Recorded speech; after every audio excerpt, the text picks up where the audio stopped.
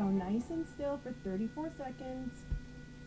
Well, my name's Lisa Pike. I'm the MRI coordinator here at the Queen Elizabeth Hospital. MRI stands for magnetic resonance imaging, and as the words mean, we use giant magnets and radio frequency waves, and with that we make images. Prior to being in PEI, I was in Edmonton, where I worked at the U of A and Misericordia Hospital and some other hospitals there. So, my typical day as a coordinator, I come in and I try to arrange the day, see what patients we do have, what radiologists or doctors we also have, because certain doctors like certain things and certain patients need certain things, so we just try to balance that all. But you have to be adaptable, flexible, have a good sense of humor, and just be pretty much ready for anything. The education for MRI has evolved over the years. When I started with the idea of this is what I wanted to do over 20 years ago, you had to be an X-ray tech. And so that meant either a 2-year diploma program, now it's a 4-year degree program, and then another year or 2 in MRI. So over the past 5 years, that's changed. So now there is programs that are offered at Red River College, NAIT, Northern Alberta Institute of Technology, that are shorter programs, and you don't necessarily need to have the X-ray background as you did in the past. Dalhousie in Halifax is also opening an MRI program, probably in the fall of 2011. Currently, there really is not enough MR techs to suit the need, hence why DAL is creating their own MR program, especially in Atlantic Canada. We've really been having a hard time filling some of these roles, and there's other provinces adjacent to us that are getting new scanners, and so there's lots of opportunity. The best thing about my job is I get to combine my love of people and my love of science.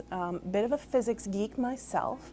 I love to learn. Every day I love to learn something new, and MRI never fails to disappoint. So it always is challenging. There's never a boring day, and to be able to combine science, learn something new every day, apply that every day, deal with people, and enjoy being part of a healthcare team and feel like you've done good at the end of the day.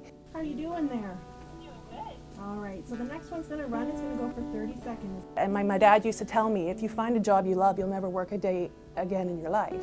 And that I'm lucky enough to say that I found that job, and I really enjoy what I do because I can combine science, learning, and people. I had the opportunity to volunteer at the Olympics and the Paralympics.